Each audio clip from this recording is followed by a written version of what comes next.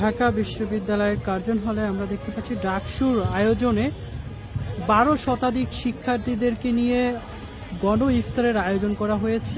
ডাকসু একটি নতুন উদ্যোগ নিয়েছে গণ ইফতারের, যেখানে আমরা আমাদের ইউনিভার্সিটির যত নারী শিক্ষার্থী রয়েছি সবাইকে নিয়ে ইফতার আয়োজন করা হয়েছে।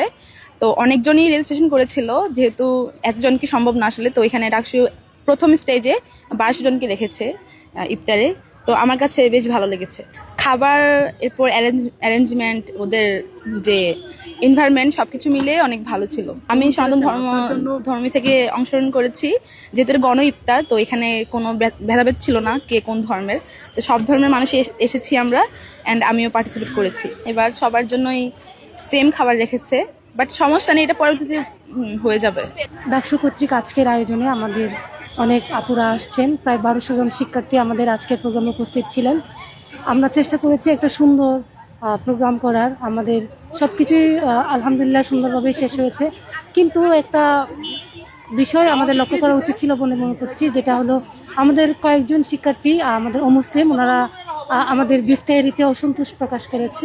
তাদের সংখ্যা যদিও খুবই কম, কিন্তু আমাদের লক্ষ্য রাখা উচিত ছিল যে তারা আসবে। কিন্তু আমাদের আয়োজকের পিছনে আমাদের যে এই বিফতারি, তার পিছনে আমাদের যে যুক্তিটা ছিল সেটা হলো অনেকটা এরকম: আমরা যে মেয়েদের হলে থাকি সেখানে কিন্তু কোনো গরুর গোশত বা গরুর তেহেরি এরকম কোনো আইটেম আমরা রাখতে পারি না।